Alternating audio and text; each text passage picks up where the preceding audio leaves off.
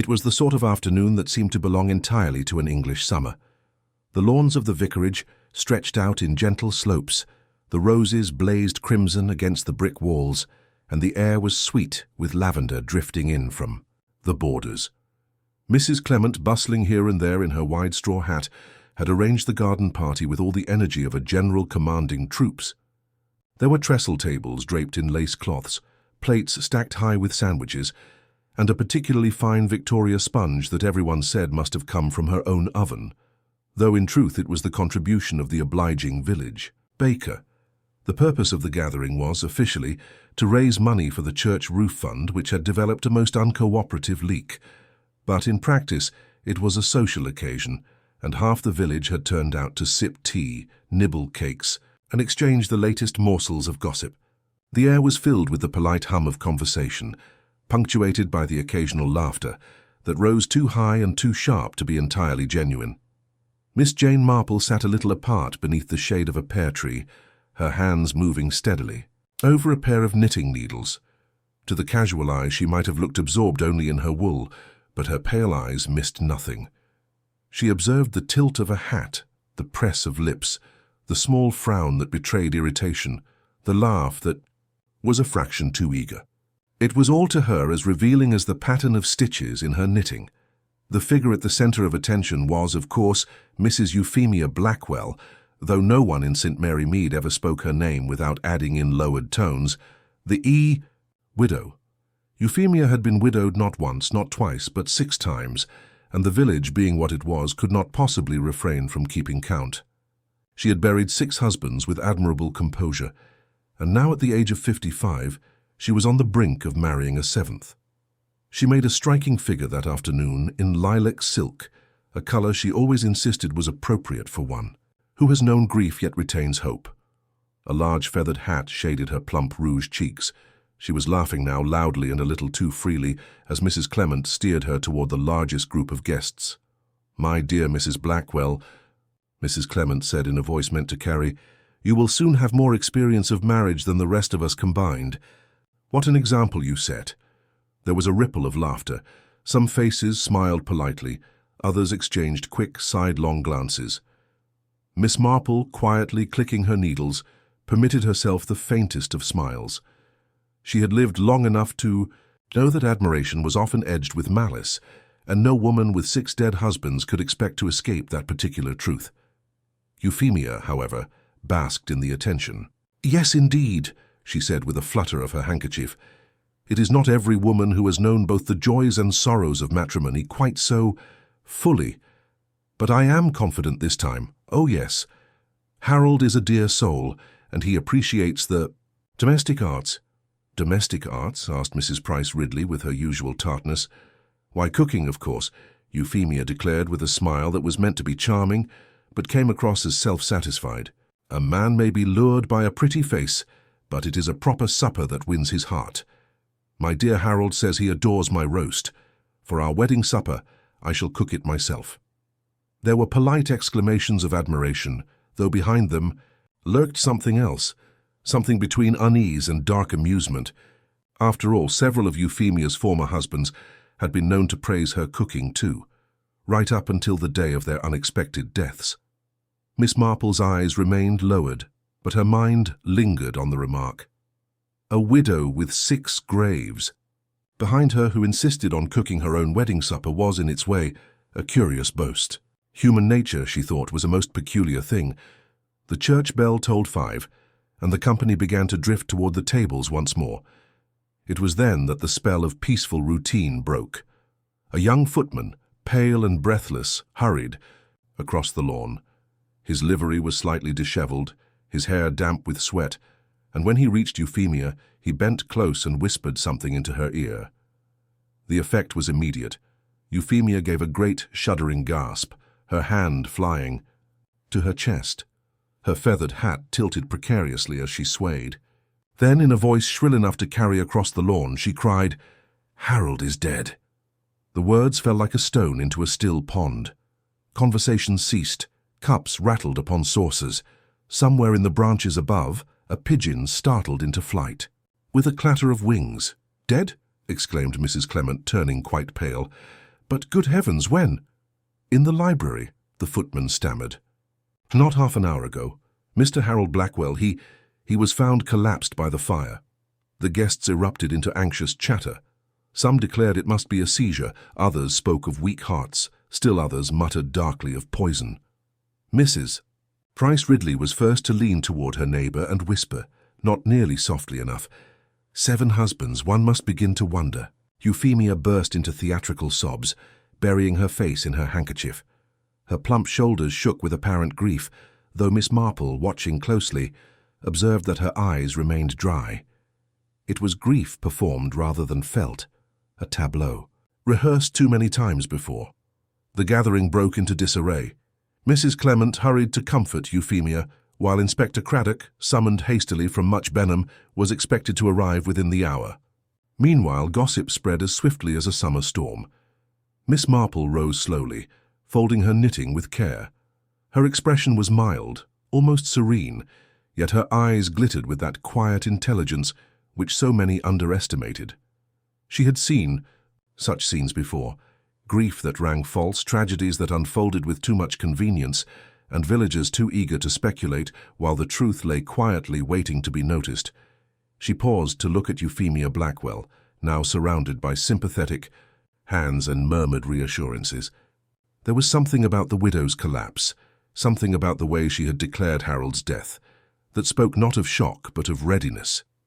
Miss Marple resumed her calm step across the lawn, as though she were thinking of nothing more than the roses. But in her mind, the pattern of the day was already beginning to arrange itself into something darker. For even in the most peaceful villages, murder has a way of walking hand in hand with tea and roses. The news of Harold Blackwell's sudden death spread through St. Mary Mead with a speed that rivaled the postman's morning round. By the time the church bell tolled 9 the next day, scarcely a soul in the village remained ignorant of it, though the facts had become tangled in 100 imaginative retellings. Some said he had been discovered slumped over a decanter of port, others insisted he had choked upon a fishbone, and still others declared it had been a seizure brought on by the strain of Euphemia's tempestuous affections. At the post office, Miss Hartnell was the first to deliver her verdict, which she did in a voice that suggested she had already solved the matter to her own satisfaction. Poison, of course. Sherry, if you ask me. Mark my words, that woman's been slipping things into men's glasses for years. 6 graves cannot all be accidents, and now the poor man has joined them. A pity the inspector doesn't listen to those of us who know. Her companion, Mrs. Price Ridley, pursed her lips. I dare say his heart simply gave out. He was a nervous sort of man, always fiddling with his cufflinks. I told my niece only last week, he looked the type to keel over in the middle of a dance. The excitement of marrying Euphemia must have been too much for him. Though, she added with relish, I shouldn't wonder if she gave him a push. Meanwhile, young Mr. Davies, the grocer's assistant, was heard confiding to Miss Emily Barton that Harold had likely discovered something dreadful in Euphemia's will. He probably read it and died of shock, miss, he said with a grin, enjoying the shiver his words produced. Everyone knows she's clever with her papers, never a widow more prosperous, I'll wager. At the vicarage, Mrs. Clement attempted a more charitable tone as she poured tea for Miss Marple. We mustn't judge too harshly, she said, earnestly. Euphemia has simply been most unfortunate in her husbands. A dreadful string of coincidences, of course, but coincidences do happen, and it isn't fair to imply guilt without evidence. Miss Marple, seated primly with her knitting folded neatly upon her lap, nodded with gentle agreement. Indeed, my dear, but one must observe that coincidences, when repeated often enough, are sometimes only another name for design. Mrs. Clement looked startled, then frowned as though unsure whether Miss Marple spoke in jest, but Jane Marple's face remained serenely bland, her pale eyes lowered to her teacup. Inspector Craddock arrived from Much Benham later that morning. A capable man, though occasionally impatient with what he termed village chatter, he wasted little time in visiting the Blackwell residence.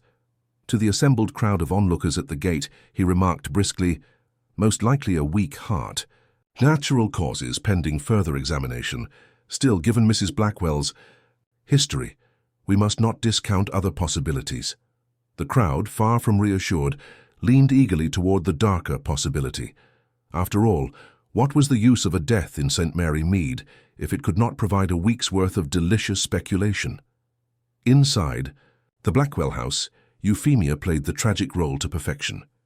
She reclined upon a chaise longue in the drawing-room, clad in lavender silk, her eyes rimmed with dramatic shadows of kohl. A faint scent of violets clung to her, mingling oddly with the mustiness of drawn curtains. She wept copiously when Inspector Craddock spoke of Harold, though Miss Marple, who had been invited by Mrs. Clement under the guise of offering comfort, noticed that not a single tear had fallen upon the lace handkerchief she clutched. "I am cursed," Euphemia declared in trembling tones. "Cursed to bury every man who loves me. 6 dear departed souls already. And now Harold, sweet Harold, snatched from me before the vows were spoken. Oh, what a cruel jest of fate." Inspector Craddock, whose sympathy did not extend to melodrama, coughed into his hand. "Yes, well, we'll need to speak to those who were present yesterday and to the household staff. Routine, you understand." Euphemia pressed the back of her hand to her forehead in a gesture worthy of the stage. "I shall do all that is required. But I warn you, Inspector, you will find nothing amiss. Death stalks me as faithfully as a suitor. I am doomed." Miss Marple, who had been quietly admiring a china shepherdess on the mantel, spoke in her mildest voice. "It is remarkable, Mrs. Blackwell, how often life arranges itself according to character. I recall a case in the village of Littlehampton, where a lady had a habit of attracting burglars to every house she occupied. Some said it was misfortune, but others observed that she left her windows unlatched. A most curious coincidence." Euphemia's hand trembled ever so slightly before she recovered her composure. "You are too shrewd, Miss Marple, always with your little stories. But I assure you my windows are quite fastened." By afternoon, the village had settled into its customary rhythm of gossip, each conversation shaping the story to its own design. At the inn, Mr. Archer swore he had seen Harold only 2 days before, looking pale as a sheet and muttering that he feared something dreadful. At the milliner's, Miss Hartnell confided that Euphemia had purchased a new hat in morning black only a fortnight ago, a sure sign she expected tragedy. Miss Marple, walking slowly back to her neat little cottage on the edge of the village, absorbed these tales with her usual patience. She knew better than to dismiss gossip entirely. Like the pattern in her knitting, it often contained threads of truth woven among the tangles. What interested her most, however, was not what people said, but how they said it. The eagerness to condemn, the relish in suspicion, the almost relieved laughter that accompanied each new rumor. Human nature, Miss Marple reflected, was an open book for those who cared to read it. And Euphemia Blackwell's book had far too many chapters of sudden bereavement to be closed without scrutiny. That evening, as the sun set over the hedgerows and the village prepared for its suppers, Miss Marple sat quietly by her hearth.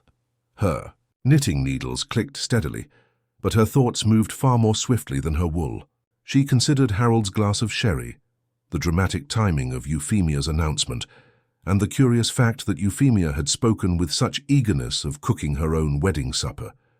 It was all, she thought, a trifle too well arranged, like a stage play in which the actors had rehearsed their parts too many times, and Miss Marple had lived long enough to know that when life began to resemble theatre, murder was seldom far behind.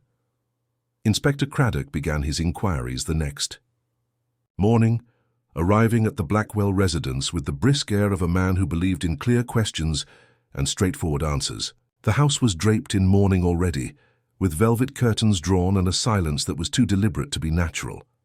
Euphemia Blackwell received him in black silk, a widow's veil pulled dramatically across her face, her fingers flashing, with rings that caught the light like trophies. She greeted him as though he had come to console her rather than interrogate her, her voice full of trembling notes that seemed rehearsed. She spoke at length about fate, about the cruelty of losing yet another husband, and about how she must be cursed. When asked about the evening itself, she said Harold had appeared nervous, hardly touching the venison pie she had cooked with her own hands. He had lifted his glass of sherry to her, uttered some words she claimed not to recall, and then collapsed. Gone in an instant.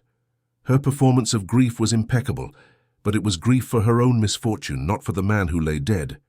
Miss Marple, invited under the guise of offering moral support, sat quietly knitting in a corner, her eyes lowered and her ears open. She noticed at once that Euphemia spoke of the supper in great detail, but not of Harold himself. There was pride in the way the woman described her cooking, but not one genuine pang of sorrow at the loss of a seventh husband. The servants were called next. The butler, Mr. Griggs, stood stiff and solemn, insisting that the sherry he poured for Harold was taken from a decanter untouched all week. He claimed he had even sampled it himself and found nothing amiss. The maid, Alice, was less composed. She twisted her apron and confessed in a nervous whisper that she had overheard Euphemia scolding Harold earlier in the week, her voice sharp, her words menacing. "No man tells me what to do," she had said, and Harold, pale and shaken, had answered nothing. The business associates who had joined them at supper, Mr. Lenton and Mr. Graves, were summoned to repeat their accounts. Both were quick to assure the inspector that Harold had seemed unwell, barely touching his food, and that his death must surely have been natural. Their eagerness to dismiss suspicion was almost too ready, and Craddock, who trusted businessmen about as much as he trusted grieving widows, noted their words with a scowl. All the while, Miss Marple continued her quiet observations. She noticed that Euphemia never mentioned whether she herself had eaten the pie she claimed to have prepared. She noticed that Griggs's defense of the sherry sounded oddly rehearsed, as if he had been instructed to say it, and she noticed the tremor in Alice's hands, which suggested not merely grief but genuine fear.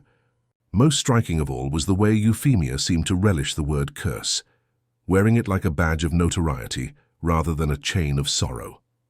When the questioning was done, Craddock admitted grudgingly that conclusions must wait upon the coroner's report.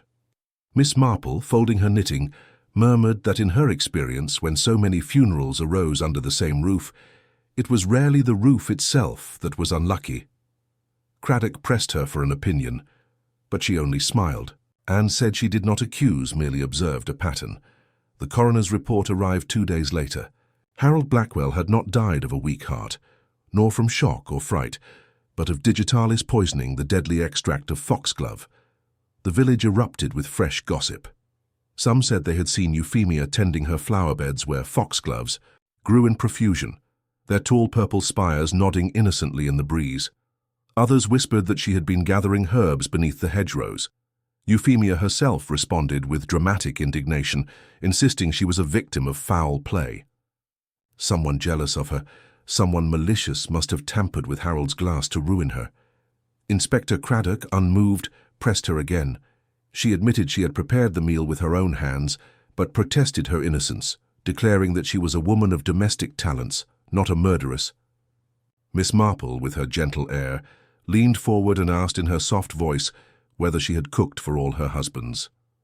Euphemia hesitated just for a moment before replying that naturally she had. It was not an answer, Miss Marple thought, but a performance, and the truth of performances lay in their pauses. That evening in her own cottage, Miss Marple sat by the fire with her knitting set aside, reflecting on what she had seen. She recalled another case from years before, in a small seaside town where a woman's lovers had all drowned in accidents, each one encouraged to swim after heavy meals. It had been called bad luck until the pattern was recognized for what it was: deliberate design. Human nature was rarely original, Miss Marple reminded herself. Euphemia's story of repeated misfortune was not a curse but a pattern, and patterns in human behavior were rarely innocent. Harold Blackwell had eaten little, had drunk from his glass, and had fallen almost at once. If the poison had not been in the sherry, then it might have been in the pie. And if it were in the pie, then the hand of the cook was plain enough. She took up her diary and made a neat note in her fine, slanting hand. Poison reveals the hand of the cook. Observe meals, not motives. Closing the book, she sat back in her chair with the faintest sigh. The village believed Euphemia cursed. Inspector Craddock believed she was guilty, but had yet to prove it. Miss Marple believed something more subtle, that the truth was woven into the habits of the table, into the small, ordinary details that others overlooked. It was not luck that had taken 6 husbands from Euphemia, nor fate that had carried off a seventh before the vows were said. It was something much colder, much more deliberate, and much more dangerous. And until the truth was uncovered, the village would continue to whisper, the inspector would continue to question, and Euphemia Blackwell would continue to play her role as the most unfortunate woman in England. The news of Harold Blackwell's poisoning had spread through St. Mary Mead as quickly as a gust of wind shakes the blossom from an orchard tree. By the time 3 days had passed, every household was repeating some version of the story, embroidered with suspicion and half-believed details. Euphemia Blackwell, for her part, had transformed herself into the picture of tragic dignity, accepting condolences with trembling lips and dramatic sighs, while simultaneously reminding anyone who would listen that she was the victim of cruel fortune. The police might pursue their investigation, but she had already decided upon her narrative. She was blameless, persecuted, and destined to be misunderstood. Inspector Craddock remained unconvinced, though he was careful to keep his skepticism hidden behind official reserve. He had interviewed the widow twice more, each time finding her more polished in her answers, as though she had rehearsed a script. He told Miss Marple, in a tone that was both weary and annoyed, that he felt like a man shadow-boxing with smoke. Everything slid away when he reached for it. Euphemia's alibi was not strong, but it was couched in such melodramatic protestations that to challenge it outright seemed like bullying a grieving woman. Miss Marple listened to him in her quiet parlour, offering tea and seed cake, her blue eyes intent over her knitting. "People do so often play their parts, Inspector," she murmured, as if thinking aloud. "And the better the performance, the more likely it is to hide something. You see, grief has a certain rhythm to it. Genuine grief falters in places. It forgets itself. Performed grief is very careful, very deliberate. One notices when tears fall at the wrong moments, or when sorrow sounds more like pride." Craddock made a noise of impatience. "You believe she's acting?" "I believe she has practiced the role," Miss Marple said gently. "But the question is, for whose benefit? Yours, or the village's, or her own?" Meanwhile, the coroner's finding of digitalis had forced the inspector to expand his inquiries. He interviewed the chemist in Much Benham, who swore he had not sold foxglove extract to anyone in the district for months. He questioned the gardener at the Blackwell house, who admitted the flower borders were full of foxgloves, but insisted that Euphemia only admired them for their colour. He even paid a visit to Dr. Haydock, the village physician, who admitted that while Euphemia had occasionally feigned ailments, he had never prescribed digitalis for her. Each answer, while innocent on its surface, carried with it an undertone of possibility. If Euphemia had not purchased the poison, perhaps she had prepared it herself. It was not difficult to extract, after all, if one had the knowledge. Miss Marple thought often about the sherry that had been poured and tasted by the butler, found to be harmless, and yet singled out by Euphemia as the detail most worth repeating. It was curious how guilty parties so often attempted to guide suspicion toward the wrong object by mentioning it too frequently. She said nothing of this to the inspector, who was already growing exasperated at the lack of tangible progress, but she carried the observation with her like a seed that would one day bear fruit. She also noted how the maid, Alice, seemed increasingly nervous whenever she came into view. Alice avoided her mistress's gaze and flinched at her sharp tone. Miss Marple, who had spent a lifetime observing servants in all conditions of loyalty and fear, wondered whether Alice knew more than she dared confess. A frightened servant was often a more reliable witness than a bold one. She considered inviting the girl for a quiet talk over tea, knowing that a gentle word in a safe setting could open doors the inspector's stern questioning would never unfasten. On the 4th day after Harold's death, the village was startled by the arrival of a young man who came striding into the inn with a suitcase and a face that bore an unmistakable resemblance to the late Harold. He introduced himself as Arthur Blackwell, nephew to the deceased, and claimed he had business to settle regarding his uncle's estate. His manner was brisk, almost arrogant, and he wasted no time in hinting that Euphemia had been a mistake from the start. He spoke freely in the public room, declaring that his uncle had grown foolish in his later years and had been dazzled by a woman with a reputation for tragedy. His appearance added a new layer of speculation, for villagers now whispered that perhaps Arthur himself had reason to benefit from Harold's untimely death. Inspector Craddock interviewed him promptly, but Arthur's answers were smooth. He had been in London at the time of the death, supported by witnesses. He seemed content to cast suspicion upon Euphemia, though not without a certain relish that suggested he enjoyed her discomfort. Miss Marple, listening to him in the inn parlour one afternoon, found herself reminded of a spoiled schoolboy who delights in seeing another punished. It did not make him guilty, but it did make him dangerous, for spite could easily tempt a man into mischief if opportunity arose. That same evening, Miss Marple observed Euphemia at church, where she sat in a prominent pew with her veil arranged just so, dabbing at her eyes while ensuring she was visible to the entire congregation. There was an artistry to her mourning that Miss Marple found more telling than any words. True sorrow sought solitude. Euphemia sought an audience. When the hymns were sung, her voice carried loudly, as though determined to be heard above all others. It was not grief, it was performance, and performance always hinted at concealment. The villagers, divided as ever, grew more entrenched in their opinions. Some declared that Euphemia was a victim of vile rumour and male jealousy, cursed only by fate. Others whispered darkly that 7 men could not all die by chance. Mrs. Price Ridley, shaking her head, declared that she would not be surprised if Euphemia had buried treasure in her garden, and that the husbands had each stumbled too close to discovering it. Miss Hartnell, always eager for a more lurid explanation, announced that she had read in a magazine about a woman who had practiced black magic, and was quite certain Euphemia must be involved in such things. Miss Marple listened to these stories, with her usual mild patience, knowing that gossip, though inaccurate in detail, often revealed truths in outline. It showed her the village's mood, its fears, its shifting loyalties. And amid all this, she continued to knit, to listen, and to watch. She noted how Euphemia, whenever confronted with direct suspicion, became not defensive but theatrical. She would lift her chin, declare herself cursed, and scold her accusers with the majesty of a queen wronged.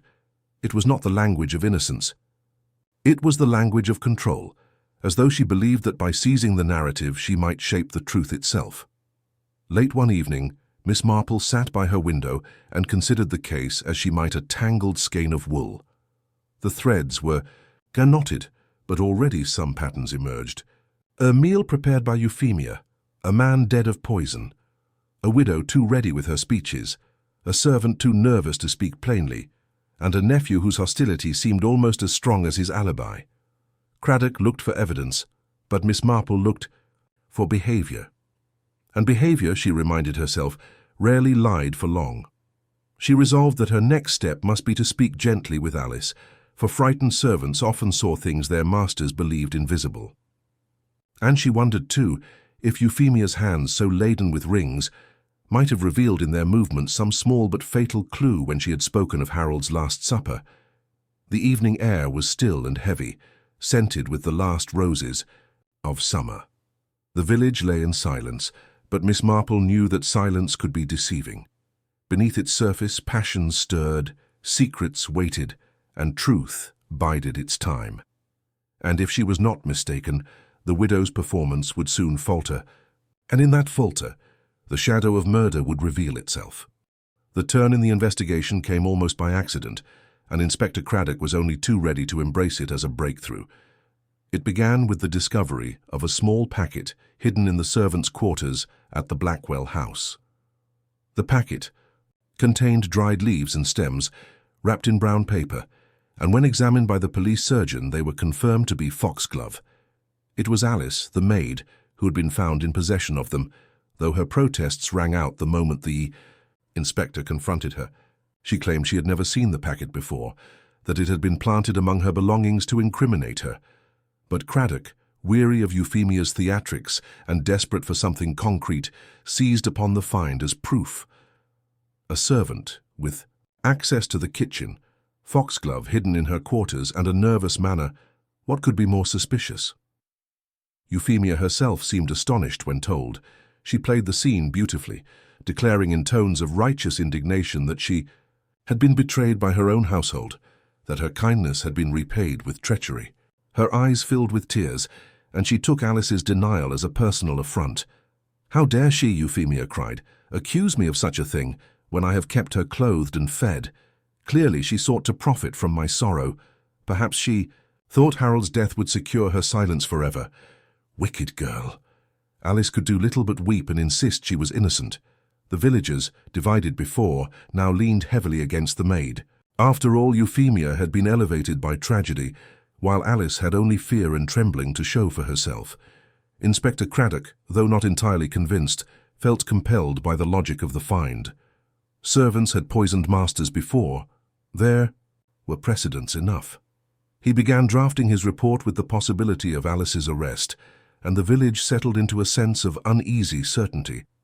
Mrs. Price Ridley declared it had been obvious all along that the girl was sly. Miss Hartnell said she had never liked Alice's freckles and had always suspected her of dishonesty. Even the vicar, kindly soul though he was, admitted that temptation came easily to the young and underpaid. Only Miss Marple remained silent, her knitting needles clicking softly as she listened to the pronouncements around her. She did not join in the chorus of condemnation, nor did she openly defend the girl. She merely observed that the packet had been found with a suspicious neatness, and that Alice's fear seemed less the fear of guilt than the fear of being powerless in the face of accusation. She remembered cases from her past, village squabbles, family disputes, where evidence had been planted by those clever enough to benefit from another's disgrace. A frightened maid was an easy scapegoat. It required only a moment to slip the packet among her belongings, and another moment to reveal it at the proper time. Miss Marple knew the difference between clumsy guilt and orchestrated suspicion. She invited Alice to her cottage one afternoon, under the pretense of helping with a bit of mending. The girl arrived pale and red-eyed, her hands twisting the hem of her apron. Over tea and seed cake, Miss Marple spoke to her gently, asking after her health, her family, her years in service. Gradually, Alice unburdened herself, confessing her terror of Euphemia, the sharp words she endured daily, and the sense that her mistress carried a shadow with her wherever she went. "I swear, Miss Marple," Alice whispered, "I never touched. No foxglove. I'd not even know how to use it. But she frightens me, she does, looks at me like she sees through me, and now they'll say I killed him, when I never so much as harmed a fly." Miss Marple patted her hand, and assured her that truth, though often hidden, had a way of surfacing. Inwardly, she was already certain the girl was innocent. The tone of her fear, the sincerity of her tears, reminded Miss Marple of countless young maids she had known over the years, girls too timid to lift a loaf without permission, let alone commit murder. No, Alice was not the culprit. The foxglove had been placed in her quarters by someone cleverer, someone who understood the village's readiness to believe the worst of a servant. The inspector, however, pressed forward. He confronted Alice again, with stern questions, and when she could offer nothing but repeated denials, he took her silence for proof of guilt. Papers were drawn, preparations made, and word spread quickly that an arrest was imminent.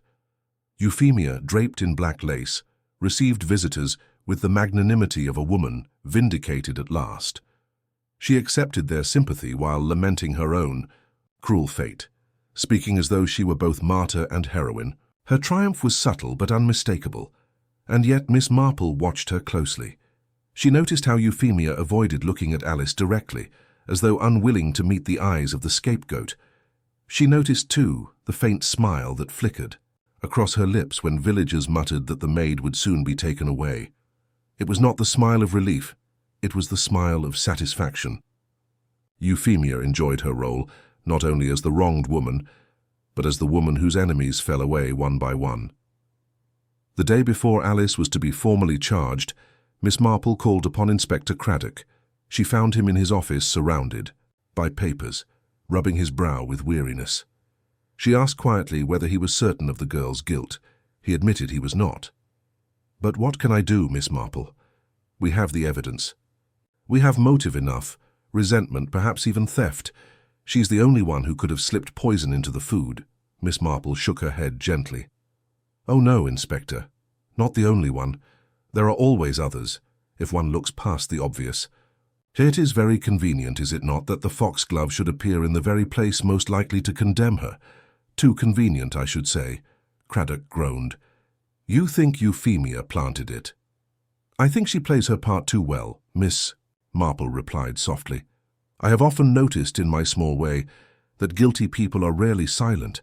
They speak too much. They protest too much. They arrange their expressions with great care. Whereas innocence, Inspector, is frightened and tongue-tied. That poor girl has no script, no performance, only fear. Craddock stared at her for a long moment, torn between the neatness of the evidence and the weight of her quiet certainty. He had learned from past experience that Miss Marple's instincts were rarely wrong. Still, he bristled at the lack of proof. Then where does that leave us? He muttered. It leaves us, said Miss Marple calmly, with a puzzle yet unsolved. A puzzle in which someone has taken great care to appear innocent by making another seem guilty. And that, Inspector, is the cleverest trick of all. The following day, Alice was spared arrest, though the reprieve was not made public. Craddock, against his better judgment, allowed the matter to rest for the moment, claiming he required more time. The village, confused, buzzed with fresh rumors. Some said the inspector had lost his nerve. Others claimed Euphemia had bribed him. Euphemia herself, though visibly displeased, could only continue her performance, assuring all who would listen that she had complete faith in justice. Miss Marple, meanwhile, returned to her knitting and her quiet garden, her mind working steadily on the knots of the case. She knew the truth would not remain hidden forever. Euphemia had been too bold, too certain of her role, and boldness, Miss Marple reflected, often led to mistakes. It was only a matter of time before one of those mistakes revealed itself, and when it did, the performance would collapse like a stage set struck down at the end of a play. Until then, she would watch and listen and wait, as she always did. For in the theatre of human folly, patience was the detective's greatest weapon. The whispers began not in the Blackwell house, but in the snug of the village inn. Two men, both old enough to remember more than most, sat with their pints and spoke in the half-lowered voices of those who enjoyed being overheard. Euphemia Blackwell's name came up, as it often did, and with it came a curious string of recollections. "Seventh husband, they say," one of them remarked, swirling his ale. "Never thought much of it before, but when you count them out, well, it doesn't half make a man wonder." The other nodded sagely. "First one drowned, didn't he? Fell off a pier down in Brighton. The second, consumption. The third, a hunting accident, I think it was. Fourth and fifth, I can't quite recall. The sixth was the banker chap. Heart failure, wasn't it?" A pause followed, then the man leaned forward, lowering his voice still further. "And now Harold. Strange, isn't it, how death seems to follow her like a faithful dog." Miss Marple did not overhear that particular exchange, but she was treated to the echoes of it the very next morning, when Mrs. Price Ridley came calling under the pretext of returning a borrowed cookbook. She did not even glance at the book, as she placed it primly upon the table. Instead, she leaned close and whispered, "My dear Miss Marple, there is a pattern, do you not see? One death may be tragic, too unfortunate, but 7? It is unnatural. She must be cursed, or worse." Miss Marple did not dismiss the suggestion, though she smiled gently as though humouring a flight of fancy. Inwardly, she felt the tremor of recognition. She had always trusted in the patterns of human behaviour, and here, at last, was a pattern that demanded attention. 7 husbands, each dead before his time. Different causes, different places, yet the same woman at the centre of it all. Fate, perhaps. But Miss Marple had never been one to lean heavily upon fate. Men and women shaped their own destinies far, more often than they realized, and sometimes they shaped them for others as well. The widow's past was seldom spoken of openly in the village. Euphemia had cultivated an air of mystery about her earlier marriages, offering vague recollections when pressed, dismissing questions with a sorrowful sigh or a coy smile. But Miss Marple, with her sharp memory and long acquaintance with the ways of the world, began quietly piecing together what little she knew. There had been money in the first marriage, a small inheritance that allowed Euphemia to travel. The second husband had been ill for years before their union, a fact that Euphemia had glossed over, when recounting her youthful devotion. The third had been robust until the hunting accident that left him crushed beneath his horse, and so it went. Miss Marple saw in these fragments not fate, but calculation. Each husband, she noted, had provided Euphemia with some advantage: wealth, property, social standing, or freedom. None had lasted long enough to grow suspicious, nor had any left behind family eager to question their demise. It was as though Euphemia had stepped lightly from one stepping stone to the next, always advancing, never slipping, while those beneath her vanished into the water. Inspector Craddock, for his part, grew increasingly frustrated. He had suspended action against Alice, but that only left him without a culprit. He could not, as he confided to Miss Marple one afternoon, go about arresting a woman on account of her marital history. The coroner had confirmed that foxglove was the poison, yes, but no bottle, no tincture. No residue had been found in the kitchen or larder. Without evidence, without witness, the case hung limp. Miss Marple listened, nodded, and said nothing. Of her suspicions, she preferred to wait. She knew, as gardeners know the soil, that truth germinates in its own time. What she did notice, however, was Euphemia's increasing restlessness. The widow began to appear in public more often, as though determined to keep the village firmly in her thrall. She attended the vicar's tea, where she wept openly about her cruel fate, then laughed too brightly at a joke moments later. She visited the grocer and handled every apple before choosing one. She swept into the post office with black gloves and a veil, speaking loudly enough for all to hear. It was not grief that motivated her, it was performance. And a woman who performs so tirelessly, Miss Marple reflected, often betrays herself in the end. The turning point came one damp evening when Miss Marple, seated by her window with her knitting, noticed Euphemia walking quickly up the lane. She was alone, dressed not in mourning black but in a dark green cloak that caught the lamplight strangely. In her hand she carried a small basket. Miss Marple watched as the widow paused at the hedge, glanced around, and slipped something from the basket into the ditch.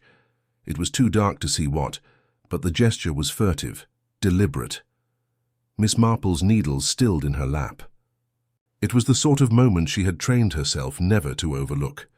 The next morning, after the widow had departed for a visit to the vicarage, Miss Marple strolled up the lane with her basket on her arm, as though in search of blackberries. She paused at the very spot where Euphemia had stopped and peered into the ditch. There, among the damp leaves, lay a small bottle, its label worn but still faintly legible. She did not touch it herself. Instead, she fetched young Tommy from the grocer's and asked him to carry it carefully to Inspector Craddock. The inspector examined the bottle that same afternoon. The remnants inside tested positive for digitalis, the active toxin of foxglove.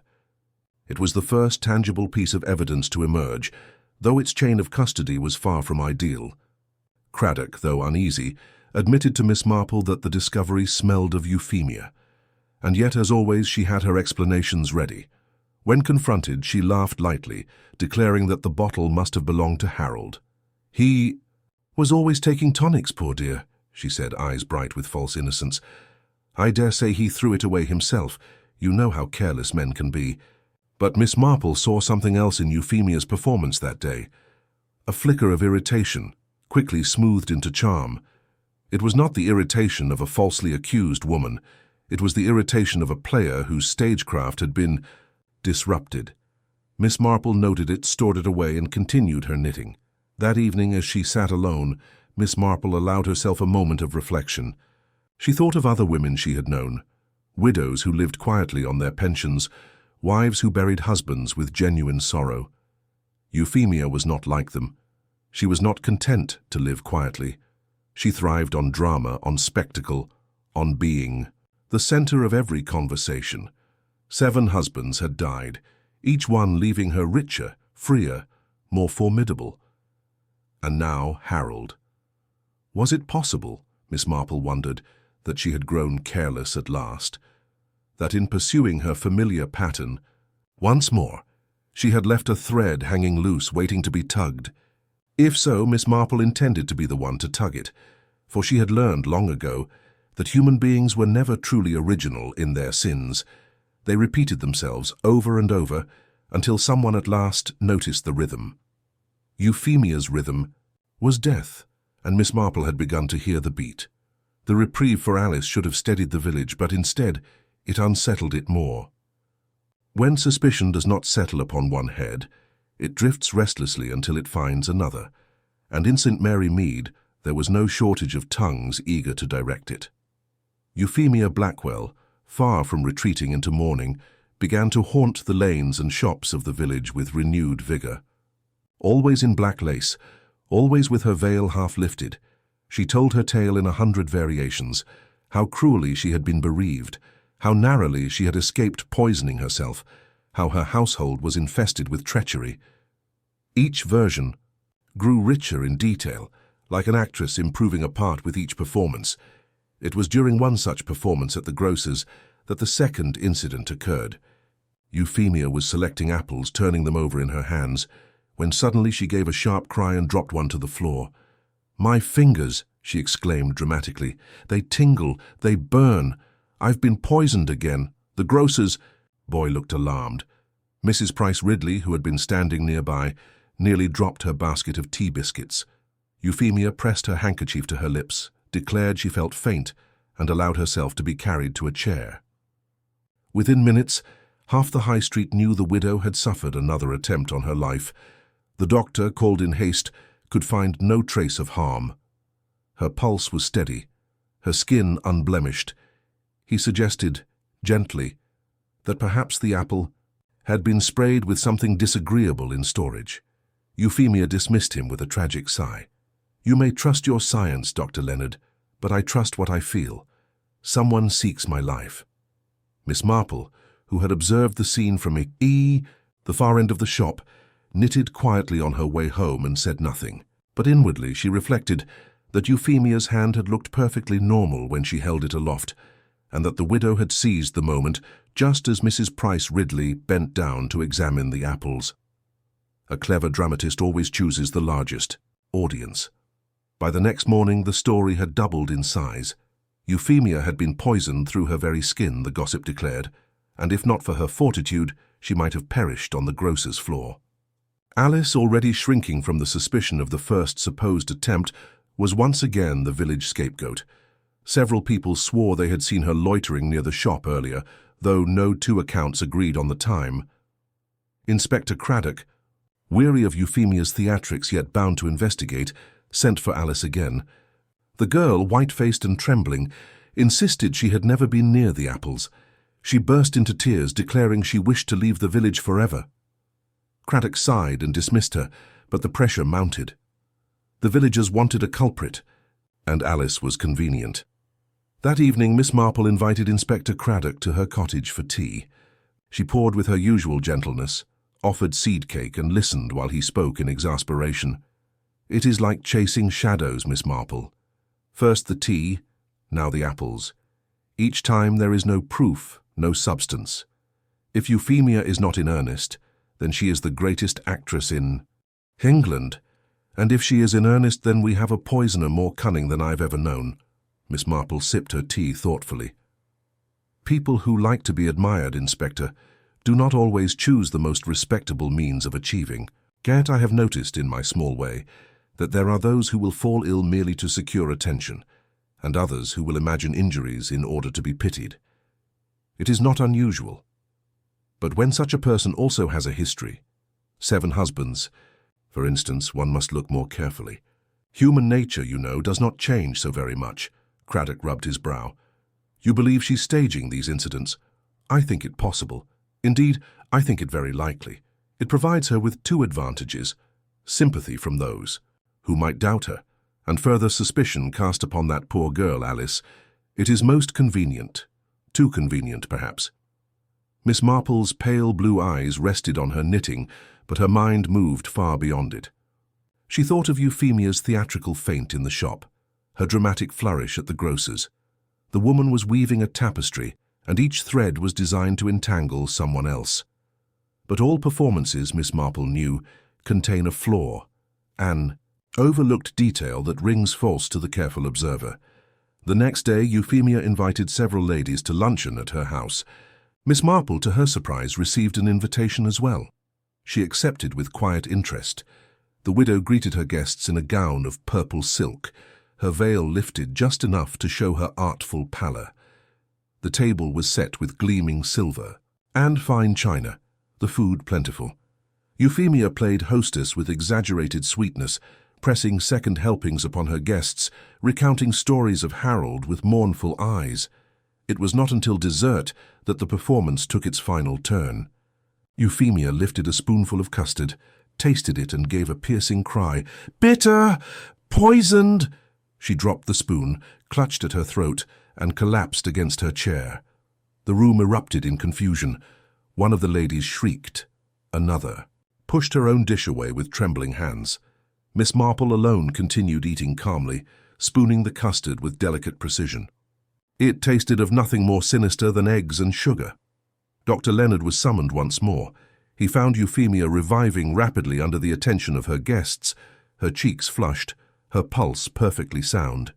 He examined the custard and declared, "Fight harmless." Euphemia, however, insisted she had tasted the bitterness of death upon her tongue. Inspector Craddock, who arrived shortly after, was less indulgent. "This is becoming intolerable, Mrs. Blackwell," he said bluntly. 3 attempts, in a fortnight, and not a scrap of evidence in any of them. I begin to wonder whether the danger lies not in your kitchen, but in your imagination." Euphemia drew herself up with dignity. "If you cannot protect me, Inspector, then I shall protect myself. But let the record show that I am pursued by a relentless enemy." Miss Marple watched the scene with her usual serenity. She noted the way Euphemia glanced slyly at her guests, measuring their fear.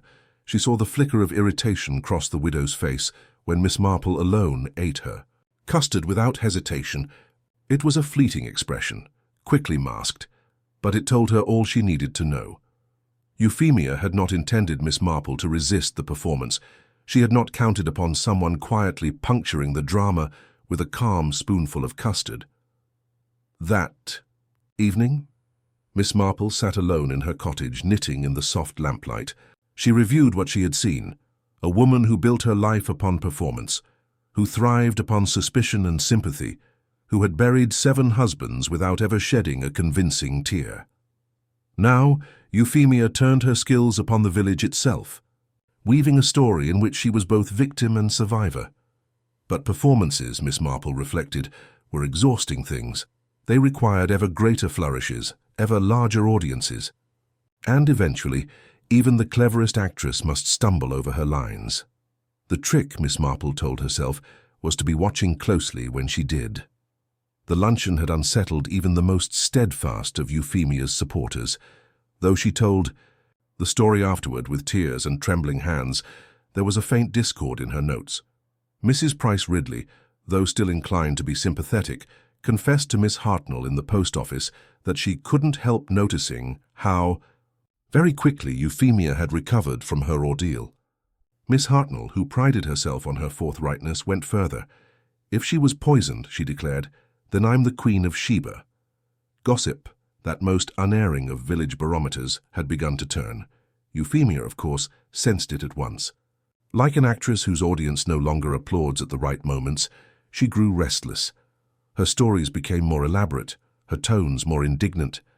She hinted darkly at shadowy enemies, at old scandals revived, at jealous women who could not endure her dignity. But the more she protested, the more uncertain her listeners became. One could pity a widow forever pursued by tragedy. It was harder to believe in one who seemed to court it. Miss Marple observed all this with her usual quietness. She said little, merely went about her errands, knitting in her lap, her eyes ever watchful. But in her mind a plan began to form. Euphemia thrived on performance. Very well. Then perhaps it was time to give her a stage, one that would reveal her true nature without her even realizing it. The opportunity presented itself at the vicarage. The vicar, troubled by the divisions in his flock, had suggested a small gathering to restore a sense of fellowship. Nothing formal, merely tea and hymn-singing in the garden, weather permitting. Euphemia, naturally, volunteered to attend, insisting that her shattered nerves required the comfort of community. Miss Marple, with the gentlest of nudges, encouraged the plan, suggesting that the widow's presence would reassure the village. The vicar, relieved, agreed. On the afternoon in question, the garden filled with the usual assortment of villagers. Mrs. Price Ridley arrived first, with her hat pinned so tightly that no breeze could have disturbed it. Miss Hartnell came with her dog in tow, though it was not strictly invited. Alice, pale but determined, hovered near the gate as if fearful of both entering and staying away. Euphemia swept in last, resplendent in mourning silk, a figure of tragic grandeur. Miss Marple placed herself unobtrusively at the tea table. She poured cups, offered seed cake, listened to chatter. When the moment seemed right, she leaned toward Euphemia and said in her mild conversational way, "You must be so very tired, dear, of these dreadful attempts. It quite puts one in mind of poor Mr. Latimer, who was so sure someone was trying to poison him when, in fact, it was only his own fondness for green apples." Several heads turned at once. Euphemia, caught off guard, blinked. "Mr. Latimer?" she repeated. Miss Marple nodded, her knitting needles clicking gently. "Yes, indeed. A most dramatic case. He insisted upon danger at every turn. Thought his tea had been tampered with, swore someone had laced his port. All the while it was merely his own bad digestion. So tragic, really, that he should have imagined enemies where none existed. It ruined his reputation entirely. People grew suspicious of him." She let the words hang delicately in the air, as if by accident. The effect upon Euphemia was immediate. Her face flushed beneath the veil, her lips tightened. "Are you suggesting, Miss Marple," she demanded, "that I am imagining things?" "Oh no, my dear," Miss Marple said serenely, "not suggesting at all. Only observing that human nature is very curious. One sees such patterns in villages, you know, and patterns, once noticed, are very difficult to forget." Around them, the villagers shifted uneasily. Euphemia's composure wavered. For the first time, she looked not like the dignified widow, but like a woman cornered. She laughed, too sharply, too loudly. "Well, if you think me mad, perhaps I should withdraw from society altogether." "Not at all," Miss Marple replied gently. "But one must be careful, mustn't one, that people do not come to believe one's misfortunes are self-inflicted. It was a small exchange, nothing more, but it set tongues wagging for days."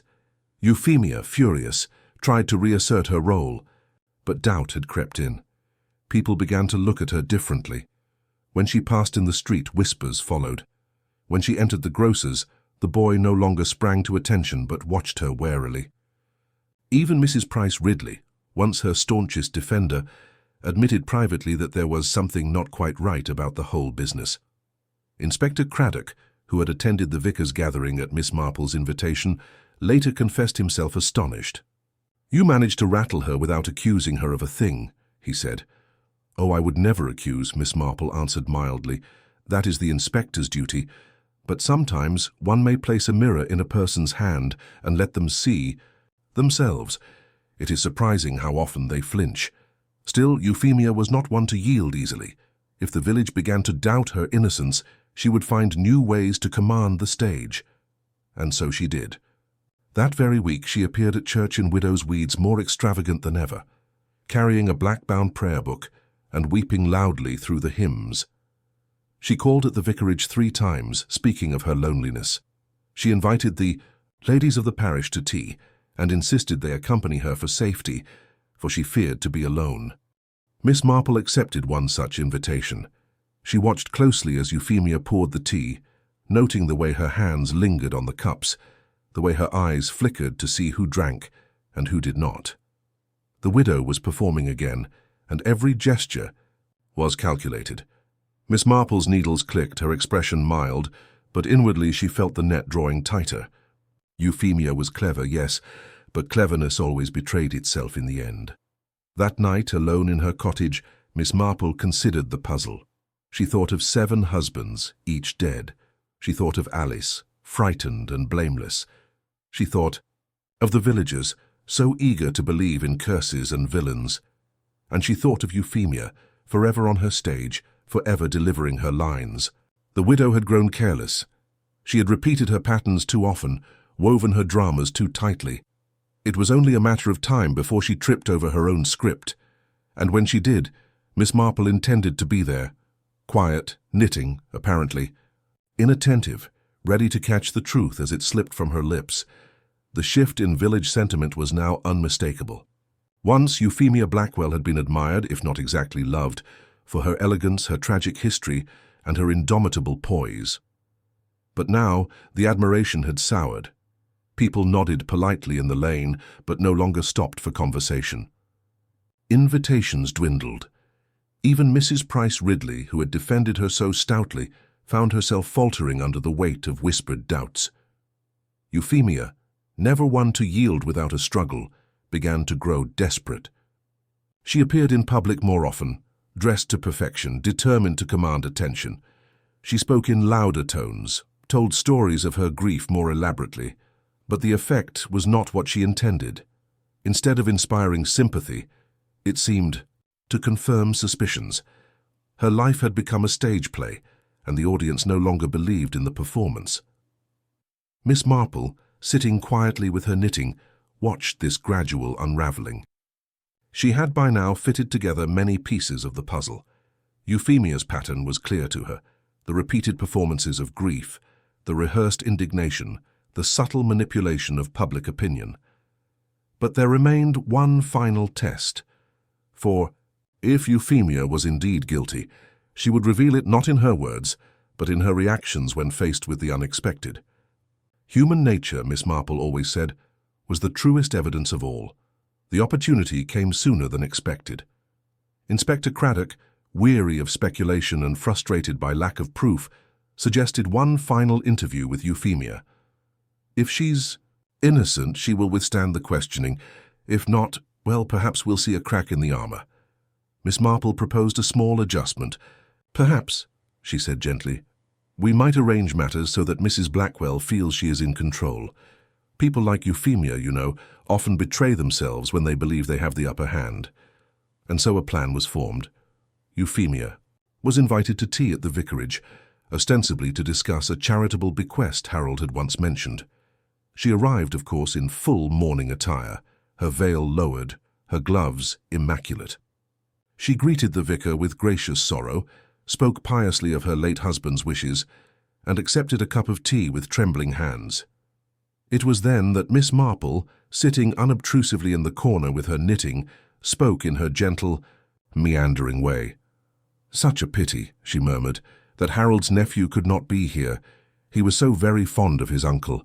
I imagine he must feel the loss dreadfully." Euphemia stiffened, only for a moment.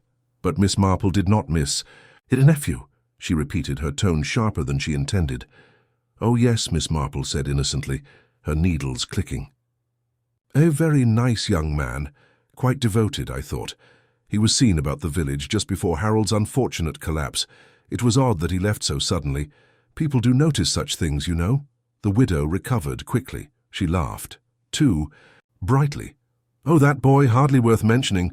He was a fortune hunter, I assure you. He knew Harold would never leave him a penny." "Ah," Miss Marple said softly, "but one does not always know the contents of a will. Sometimes the dead surprise us." It was then that Euphemia faltered. Her teacup rattled against its saucer and she bit her lip. The vicar, fumbling with a plate of biscuits, pretended not to notice. Inspector Craddock, seated at the far end of the table, leaned forward ever so slightly. The silence lengthened. Euphemia, realizing too late that she had betrayed a flicker of fear, forced another laugh and changed the subject. But the damage was done. For Miss Marple, it was all the confirmation she required. Euphemia knew too much.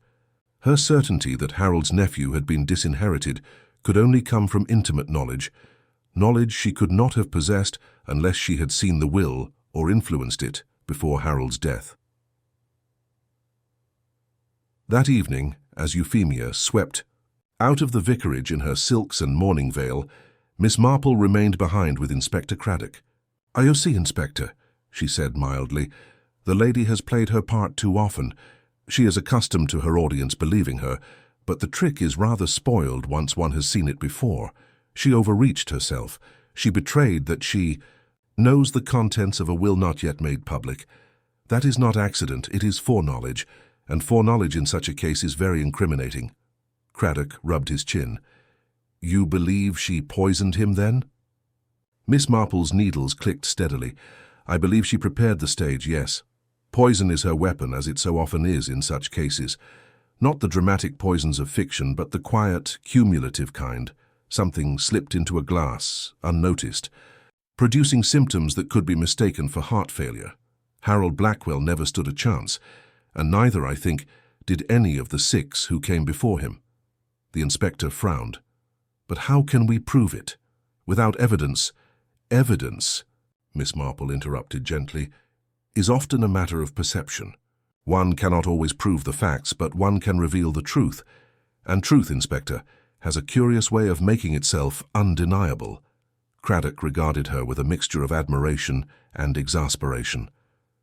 So what do you suggest, Miss Marple? She smiled faintly. Oh, nothing so very clever, only that we provide Euphemia with the role she most desires, an audience. And then we allow her to speak just a little too freely. The inspector agreed, though somewhat reluctantly. It was unorthodox, perhaps even risky. But Miss Marple had never been wrong before, and he had learned that her instincts were worth a dozen police reports. The next days passed with the village in a fever of speculation. Euphemia, sensing her control slipping further, redoubled her efforts.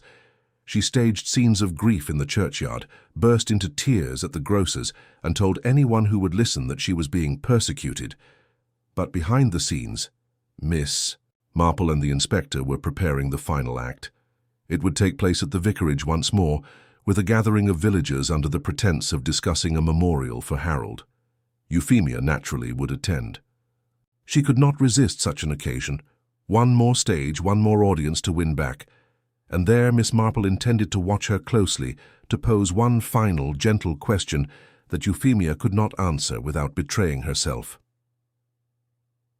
The widow, who had cooked her 7th husband's last supper, was nearing the end of her performance. All that remained was the final curtain. The vicarage garden, that peaceful refuge of roses and hymn books, had never held such quiet tension. The late afternoon sun slanted across the lawn, glinting on the polished silver teapot, the plates of sponge cake and scones laid carefully upon the long table. To the casual eye, it was an ordinary parish gathering, Mrs. Price Ridley and Miss Hartnell whispering together, Alice pale and watchful at the edge of the crowd, the vicar bustling to and fro, ensuring no one lacked for tea. But to those who knew better, Miss Marple, sitting unobtrusively with her knitting, and Inspector Craddock, pacing like a man waiting for a train, it was a stage set for a final act. Euphemia Blackwell arrived with the grandeur of a tragedian. She wore black silk, veiled in chiffon, her jewels catching the light as if in defiance of grief. She greeted each villager with tragic dignity, clasped hands, spoke of Harold's virtues with rehearsed sorrow. She was magnificent, and she knew it. But her audience, once enthralled, now seemed uneasy. The whispers of suspicion had spread too far. The vicar cleared his throat. "We are gathered," he said solemnly, "to consider what memorial might be most fitting for Harold Blackwell. He was, in many respects, a generous man." Euphemia interrupted with a theatrical sob. "So generous, so noble, so cruelly snatched away. I can scarcely believe it still." Miss Hartnell muttered to Mrs. Price Ridley, "She believes it well enough when she's planning the flowers." The vicar, flustered, pressed on. He spoke of memorials and donations, but Miss Marple waited. Her hands were steady, her needles clicking softly. She knew the moment would come, and when it did, it must be seized with precision. At last, when the conversation lulled, she looked up with her mild smile. "I suppose," she said softly, "it will depend on Harold's wishes. He must have left some instructions. After all, his will would tell us what he truly desired." There was a silence, sudden and sharp, as though the garden itself held its breath. Euphemia stiffened. Inspector Craddock spoke, his voice deceptively casual. "Indeed, the will is a curious document. One would expect it to leave everything to his new wife, and yet—" He let the words trail away. Euphemia leaned forward, eyes glittering behind her veil. "And yet," Craddock looked at her steadily, "and yet it seems Harold left a considerable portion to his nephew. Rather a surprise that. It was a bluff. The will had not yet been fully read. Its details remained private. But Euphemia did not know that. She drew herself up, lips curling. Impossible, the boy was cut off entirely. Harold told me so himself. The gasp that followed was almost theatrical in its own right. Mrs. Price Ridley clutched Miss Hartnell's arm. The vicar dropped a plate of scones. Alice stared, wide-eyed, as though she had seen the devil himself step from the shrubbery. Miss Marple's needles paused. Her expression was one of gentle surprise. "How very curious, dear," she said softly, "for the contents of a will are not usually discussed, except with the lawyer, of course. And the will, as the inspector says, has not yet been read." Euphemia froze. For the first time her composure faltered. She looked from face to face, saw suspicion crystallize into certainty. She stammered, attempted a laugh, but it rang hollow. "In the quiet garden. You see," Miss Marple continued, her tone kindly, almost sorrowful, "it is rather like those little patterns one notices in village life.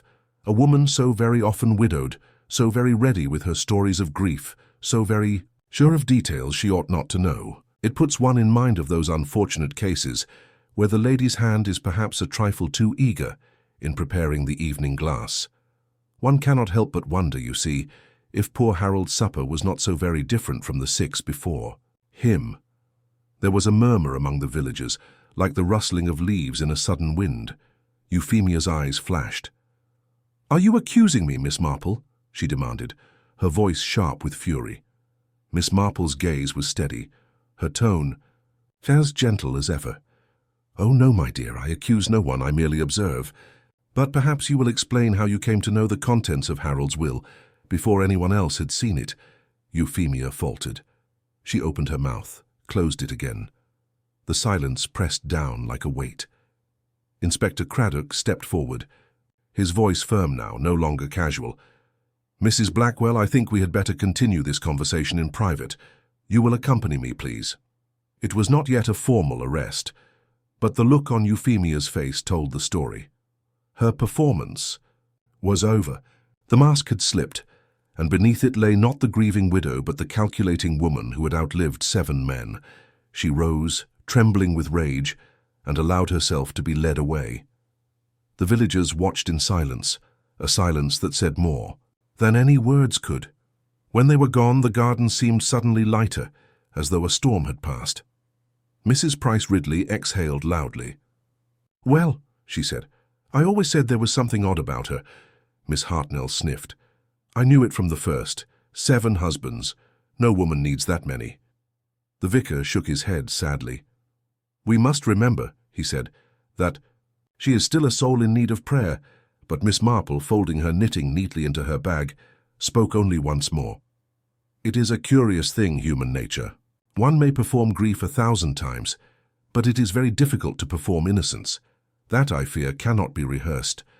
And with that, she rose and made her way home through the quiet lanes of St. Mary Mead, her step unhurried, her thoughts as calm as the summer evening. Another puzzle had been resolved, another tragedy laid bare.